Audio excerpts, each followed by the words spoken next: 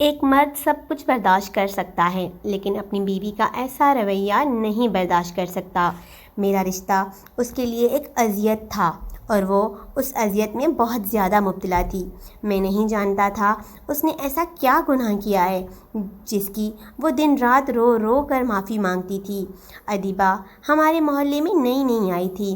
اس کی نیک نامی کے چرچے ہمارے پورے محلے میں ہونے لگے کہ یہ لڑکی بڑے شریف ادوار کی مالک ہے۔ اپنی ماں کے منہ سے میں ادیبہ کی اتنی تعریفیں سن چکا تھا۔ میری ماں کو ادیبہ اتنی پسند آئی کہ وہ کہنے لگی کہ میری تو خواہش ہے کہ ادیبہ میری بہو بنے، وہ میرے گھر میں آ گئی تو جنت بنا دے گی۔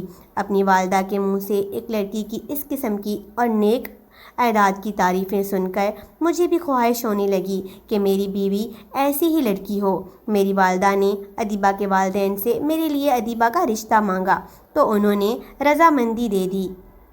میں بہت خوش تھا۔ میری خواہش تھی کہ میں ایسے ایک نظر دیکھوں، لیکن جب میں نے اپنی خواہش اپنی والدہ کے سامنے رکھی تو میری والدہ کہنے لگی کہ وہ بہت باپردہ لڑکی ہے۔ اس کے گھر والے بھی مذہبی قسم کے ہیں، تصویر مانگنے پر بھی کہیں اعتراض نہ کر دیں۔ میں تو ٹھنڈی آہیں بھرتا رہ گیا۔ 3 ماہ بعد شادی تھی اور ان 3 ماہ میں جانتا تھا کہ ادیبہ کی ایک جھلک بھی دیکھنا مجھے نصیب نہیں ہوگی۔ جیسے جیسے وقت گزرتا رہا تھا میری بے تابیاں اس کے لیے بڑھتی جا رہی تھی۔ آئے روز جب امی ان کے گھر سے ہو کر آتی تو اس کی تعریفیں کرنے لگتی کہ آج تو ادیبہ بڑی پیاری لگ رہی تھی، اس نے بڑے مزے کی چائے بنائی تھی، کھانا کھائے بغیر مجھے آنے نہیں دیا۔ یہ سن کر غائبانہ طور پر مجھے اپنی منگیتر سے شدید محبت ہو چکی تھی، اسی لیے شادی کی رات تو میری بے تابیاں پوری شدت سے آب و تاب پر تھی۔ میرے جذبات میرے اندر ٹھاٹیں مار رہے تھے۔ شادی کی حال بھی یہ میرے سسرال والوں نے ایسا ارینج کیا تھا کہ خواتین کا الگ انتظام تھا اور مردوں کا الگ۔ رخصتی تک میں نے اپنی بیوی کو نہیں دیکھا۔ رخصتی پر بھی اس کے اوپر لمبی چوڑی سی چادر اڑا دی گئی اور وہ پوری کی پوری چھپی ہوئی تھی۔ جیسے ہی میں اس کے ہمراہ میں گھر میں داخل ہوا تو میری بہنیں اسے میرے کمرے میں لے گئی۔ مجھے میرے دوست لے کر بیٹھ گئے، جانتے تھے کہ میں اس وقت تنہائی کے علاوہ تو مجھے آج کوئی بھی اچھا نہیں لگ رہا تھا، لیکن دوست جان چھوڑنے کو تیار نہ تھے۔ بمشکل ساری رسموں سے جان چھڑوا کر رات کے 12 بجے مجھے کمرے میں جانا نصیب ہوا۔ کمرے میں داخل ہوا تو گلاب اور کلیوں کی مسرور کن خوشبو نے میرا استقبال کیا۔ بیڈ پر بیٹھی میری دلہن میری آمد پر سمٹ کر بیٹھی۔ پہلی نظر اس کے سفید دودھیا پاؤں پر پڑی جس پر لگی مہندی نے میرے دل کو تڑپا کے رکھ دیا۔ دوسری نظر میری اس کے خوبصورت مومی ہاتھوں پر پڑی جن پر سرخ رنگ کی چوڑیاں، ہاتھوں پر لگی مہندی کے نقش و نگار اور اس کے ہاتھوں کی خوبصورتی کو اور بھی بڑھا رہی تھی، بس چہرہ ابھی تک گھونگھٹ میں چھپا ہوا تھا۔ میں دھیرے سے قدم اٹھاتا ہوا اس کی جانب بڑھا۔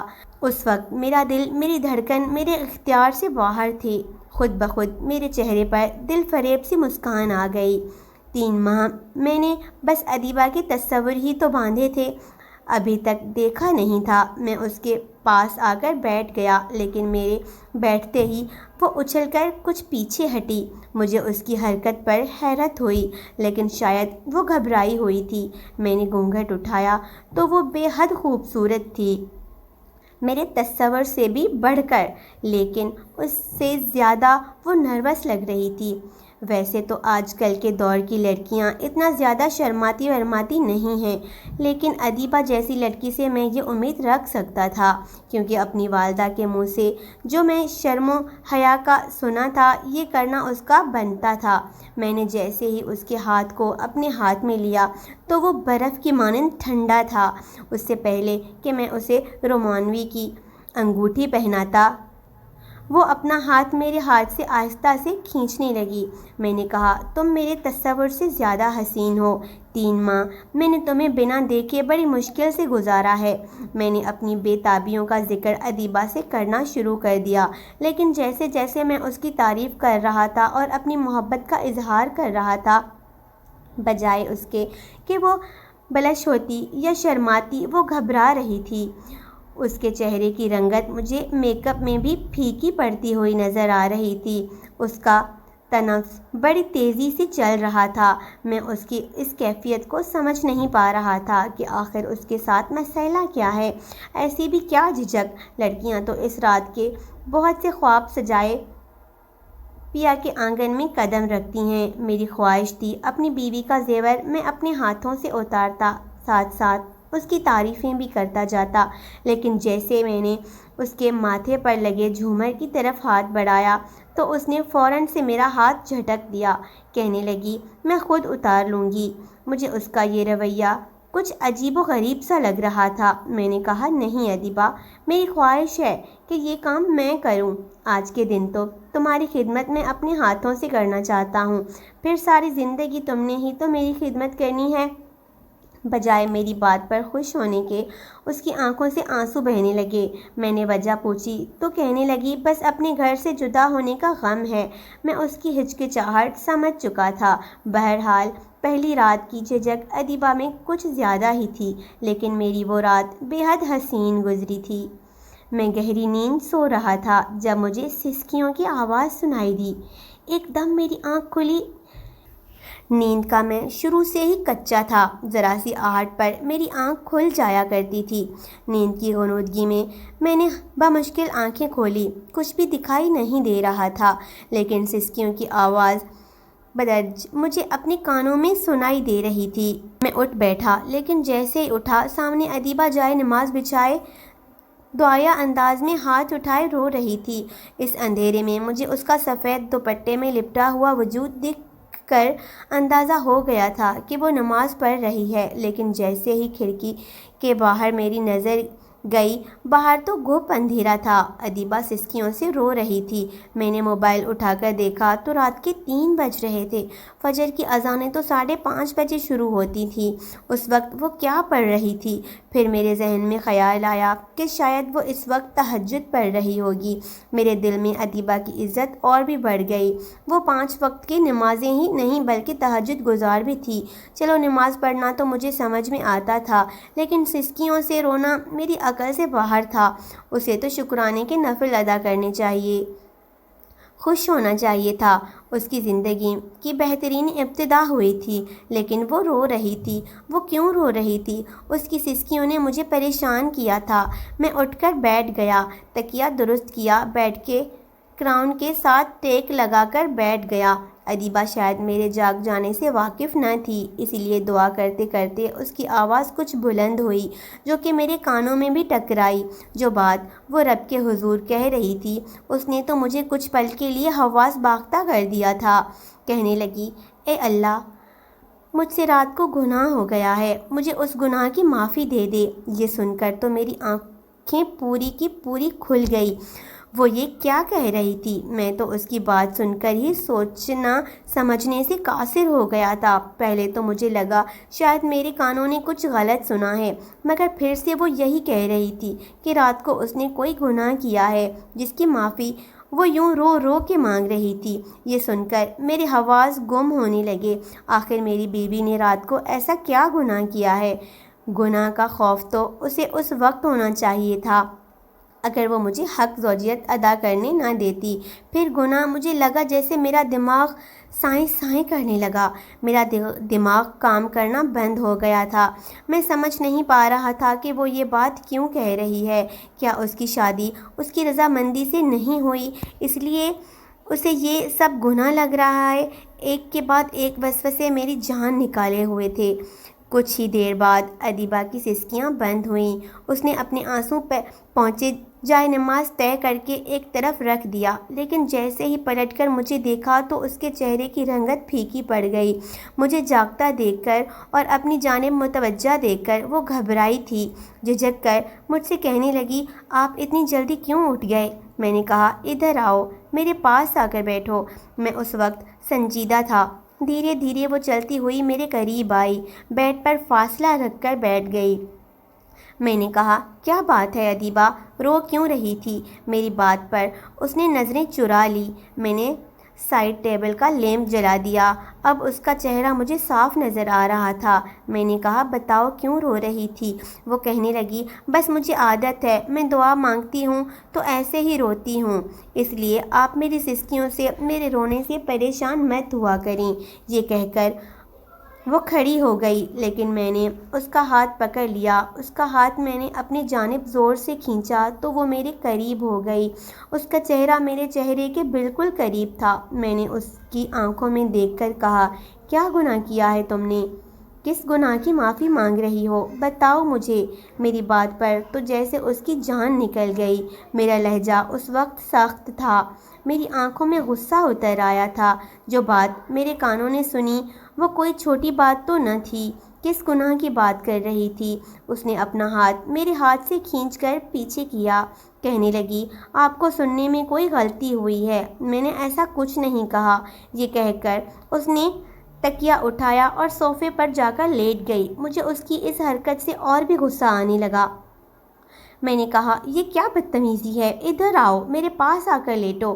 وہ کہنے لگی، مجھے نیند آ رہی ہے، میں سونا چاہتی ہوں۔ لیکن میں نے کہا کہ میرا ایسا کوئی ارادہ نہیں ہے، نہ تو مجھے نیند آ رہی ہے اور نہ میں نے سونا ہے اور نہ میں تمہیں سونے دوں گا۔ جلدی سے ادھر آؤ، میں تمہارا شوہر ہوں اور میرا حکم ماننا تم پر فرض ہے۔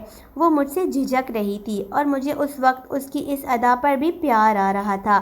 میری یہ بات سن کر وہ میرا ارادہ سمجھ گئی تھی۔ میری بات کو سمجھتے اس کے چہرے کی رنگت پھر سے پھیکی پڑنے لگی۔ بار بار وہ اپنی انگلیاں چٹک رہی تھی، جیسے سمجھ نہ پا رہی ہو کہ اسے کیا کرنا چاہیے۔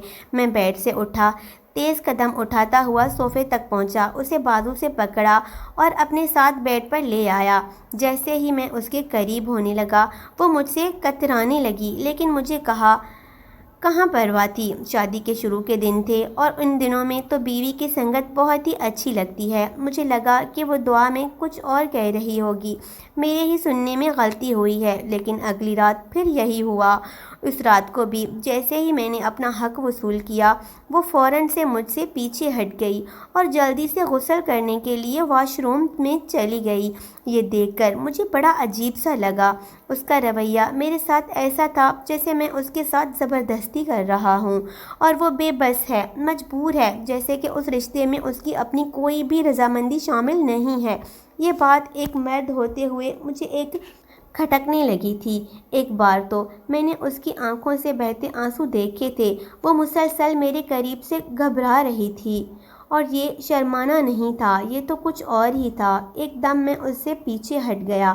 مجھے اس پر غصہ بھی آنے لگا، کیونکہ میری محبت کا جواب ابھی تک اس نے مجھ سے محبت سے نہیں دیا تھا۔ جب بھی میں قریب آنے کی کوشش کرتا، ایک اکتاہٹ اس پر سوار ہوتی تھی۔ مجھ سے کترانا، گھبرانا، خود کو مجھ سے پیچھے کرنا، سارا وقت اسی میں گزار دیتی تھی۔ کبھی کبھی مجھے لگتا جیسے وہ کسی اذیت سے گزر رہی ہے۔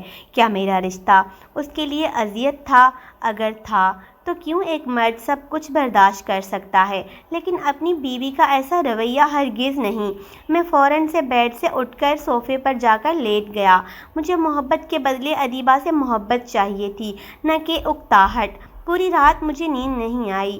میں یہی سوچتا رہا کہ آخر ادیبہ کے ساتھ مسئلہ کیا ہے۔ پورا ایک ہفتہ میں دوبارہ ادیبہ کے پاس نہیں آیا۔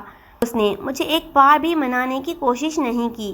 ہر روز وہ رات کو روتی رہتی، نہ جانے کس گناہ کی معافی مانگتی رہتی۔ اب تو وہ میری برداشت جیسے جواب دینے لگی تھی۔ ایک بار وہ جائے نماز پر رو رہی تھی۔ میں اس کے پاس اٹھ کر جائے نماز پر آ گیا۔ میں نے سوچا کہ اس وقت وہ وضو کی حالت میں ہے، وہ جائے نماز پر ہے، اس لیے مجھ سے جھوٹ نہیں بولے گی، کیونکہ جب بھی اس کے رونے کی وجہ پوچھتا تو وہ ٹال جاتی تھی۔ میں نے کہا، مجھے بتاؤ تم کس چیز کی توبہ مانگتی ہو؟ جب بھی میں تم سے پوچھتا ہوں تم بات کو ٹال جاتی ہو، لیکن آج تم جائے نماز پر بیٹھی ہو، مجھے سچ سچ بتاؤ کیوں روتی ہو تم؟ وہ کہنے لگی، میں نے زنا کیا ہے۔ یہ سن کر مجھے ادیبہ پر جتنا بھی غصہ آتا کم تھا۔ میں نے کہا کہ کس سے زنا کیا ہے؟ وہ کہنے لگی، آپ سے۔ وہ اس وقت مجھے دیکھ نہیں رہی تھی، اپنے ہاتھوں کو دیکھ رہی تھی۔ لگ رہا تھا جیسے وہ کسی اور ہی ٹرانس میں تھی، بس روئے جا رہی تھی۔ پھر سامنے جائے نماز پر دیکھتے ہوئے کہنے لگی، اے اللہ، میں نے اپنے شوہر سے زنا کیا ہے، میں پاک نہیں ہوں، میں ناپاک ہو چکی ہوں، اے اللہ تو مجھے پاک کر دے۔ اس کی یہ بات سن کر میں نے اسے حیرت سے دیکھا، مجھے لگ رہا تھا جیسے وہ اپنے ہوش و حواس میں نہیں ہے۔ جو کچھ اس نے کہا تھا میرے لیے کسی دھماکے سے کم نہیں تھا۔ کیا وہ پاگل تھی جو شوہر کے ساتھ جائز رشتہ جوڑنے کو زنا جیسے گناہ کا نام دے رہی تھی؟ میں نے ادیبہ کو بازو سے پکڑ کے جھنجھوڑ کے رکھ دیا۔ میں نے کہا، زنا کیا ہے؟ تم نے مجھ سے، میرے اندر تو جیسے آگ سی لگ گئی، لیکن شاید وہ اپنے ورژن سے اب باہر آ گئی تھی۔ مجھے غصے میں دیکھ کر گھبرائی۔ میں نے کہا، تم ہوش میں تو ہو؟ میں تمہارا شوہر ہوں، ہمارے بیچ میں قائم ہونے والا رشتہ ہر طرح سے جائز ہے، تم کیوں اسے زنا کا نام دے رہی ہو؟ میری بات سن کر وہ جائے نماز سے کھڑی ہو گئی، کہنے لگی، آپ میرے پاس مت آیا کریں، مجھے اپنا وجود گنہگار لگتا ہے، مجھے خود سے نفرت ہونے لگتی ہے، پلیز مجھ سے دور رہا کریں۔ وہ روئے جا رہی تھی، میرے سامنے ہاتھ جوڑے وہ بڑی عجیب و غریب قسم کی باتیں کر رہی تھی۔ میں اسے وہیں چھوڑ کر کمرے سے باہر نکل گیا، لاؤنج میں جا کر بیٹھ گیا۔ میرا سر چکرانے لگا تھا کہ کیسے وہ ہمارے رشتے پر گناہ کا ٹھپا لگا رہ سکتی ہے۔ اتنی ناسمجھ تو وہ نہیں تھی، نہ ہی کم عمر تھی۔ پھر یہ سب کیا تھا؟ مجھے یوں لاؤنج میں بیٹھا دیکھ کر میری والدہ جو اپنے کمرے سے تہجد کے لیے باہر نکلی تھی، مجھے دیکھ کر ٹھٹک دی۔ پھر کہنے لگی، تم یہاں کیا کر رہے ہو؟ میں نے کہا، کچھ نہیں۔ یہ سن کر میری والدہ میرے پاس بیٹھ گئی، مجھ سے وجہ پوچھنے لگی کہ آخر مسئلہ کیا ہے۔ میں نے ساری بات امی کو بتائی۔ وہ کہنے لگی کہ شاید وہ نماز قرآن زیادہ ہی پڑھتی ہے، اسے پاک رہنے کی عادت ہے، اسی لیے کہہ دیا ہوگا، لیکن میں جانتا تھا کہ یہ بات نہیں ہے، بات کچھ اور ہے۔ ایک بار میں نے اپنی بیوی کو فون پر بات کرتے ہوئے دیکھا، مگر جیسے ہی میں نے کمرے میں داخل ہوا اس نے فوراً سے فون بند کر دیا۔ اگر ادیبہ اپنے والدین سے بھی بات کر رہی تھی تو میرے آنے پر فون کیوں بند کر دیا؟ وہ بات کو جاری بھی رکھ سکتی تھی۔ اسی طرح وہ بات بات پر یوں چونک جاتی جیسے ذہنی طور پر یہاں موجود ہی نہ ہو۔ میں پوچھتا کیا ہوا تو نفی میں سر ہلا دیتی۔ مجھے اب ادیبہ پر شک ہونے لگا تھا۔ اب وہ آئے روز میکے جانے لگی۔ جب میکے سے واپس آتی تو آنکھیں رو رو کے سوجی ہوئی ہوتی، اور وجہ وہ مجھے بتاتی نہیں تھی۔ ایک بار میں نے ادیبہ کو ایک لڑکے کے ساتھ دیکھا۔ میں کسی دوست سے ملنے ہوٹل میں گیا تھا، جہاں میں نے ادیبہ کو ایک لڑکے کے ساتھ ایک کمرے میں جاتے یہ دیکھ کر میں سانس لینا بھول گیا۔ میری بیوی کسی غیر کے ساتھ کیسے کسی کمرے میں جا سکتی ہے؟ میرا تو جی چاہا کہ میں دروازہ زور سے بجا دوں، لیکن میں اپنی بیوی کا تماشا نہیں لگانا چاہتا تھا، اسی لیے خاموشی سے گھر آیا تو امی کھانا بنا رہی تھی۔ حالانکہ میں جانتا تھا کہ ادیبہ کہاں ہے، لیکن پھر بھی میں نے اپنی والدہ سے ادیبہ کے بارے میں پوچھا کہ وہ کہاں ہے۔ میری والدہ کہنے لگی، میکے گئی ہے۔ پھر کہنے لگی کہ ادیبہ کی والدہ کی طبیعت شاید ٹھیک نہیں ہے، اسی لیے ملنے گئی ہے۔ کچھ دیر بعد ادیبہ واپس آ گئی، ابھی بھی اس کی آنکھیں متوڑ میں تھی۔ میری والدہ نے اس سے پوچھا کہ اس کی والدہ اب کیسی ہیں؟ کہنے لگی، اب بہتر ہیں۔ یہ کہہ کر وہ کمرے میں چلی گئی۔ میں بھی اس کے پیچھے کمرے میں گیا۔ میرے اندر تو اس وقت آگ سی لگی ہوئی تھی۔ میں نے کمرے کا دروازہ بند کیا اور ادیبہ سے پوچھنے لگا کہ وہ کہاں سے آ رہی ہے۔ کہنے لگی، میں اپنی امی کے گھر تھی۔ میں نے ادیبہ کے جھوٹ پر چلا کر کہا کہ مجھ سے جھوٹ مت بولو، میں نے تمہیں خود ہوٹل کے کمرے میں ایک غیر مرد کے ساتھ جاتے دیکھا ہے۔ کون تھا وہ شخص؟ میں نے غضبناک لہجے میں پوچھا تو رونے لگی۔ کہنے لگی، وہ لڑکا اس کا شوہر تھا۔ یہ سن کر میرا دماغ چکرا گیا۔ میں نے کہا، کیا کہا تم نے؟ وہ رونے لگی، کہنے لگی، میں سچ کہہ رہی ہوں، حماد سے اس کی دوستی فیس بک پر ہوئی تھی اور پھر دوستی محبت میں بدل گئی۔ لیکن وہ لڑکا کہنے لگا کہ ابھی جابلیس ہے، اسی لیے جب تک اس کی نوکری نہیں لگ جاتی وہ ادیبہ کے گھر رشتہ نہیں لا سکتا اور نہ ہی اسے چھوڑ سکتا ہے۔ ادیبہ اس لڑکے کی باتوں میں آ گئی، اس سے خفیہ نکاح کر لیا، لیکن اس لڑکے نے نوکری کے لگنے کے بعد بھی ادیبہ کا رشتہ نہیں بھیجا۔ پھر میرا رشتہ ادیبہ کے ساتھ طے ہو گیا۔ وہ کہنے لگی کہ اس نے اس لڑکے سے کہا کہ وہ ادیبہ کو طلاق دے دے کیونکہ چند دن ہمارا نکاح ہونے لگا تھا۔ تو کیسے ہو سکتا ہے؟ وہ نکاح پر نکاح نہیں کر سکتی اور نہ ہی اپنے گھر والوں کو اپنے پہلے نکاح کا بتا سکتی ہے، لیکن وہ لڑکا نہیں مانا اور ادیبہ کا مجھ سے نکاح ہو گیا۔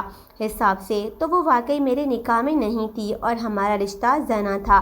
میں اس لڑکے کا پتہ پوچھا اور اس سے خود ملنے چلا گیا کیونکہ اب وہ ادیبہ سے آئے روز پیسے مانگنے لگا تھا۔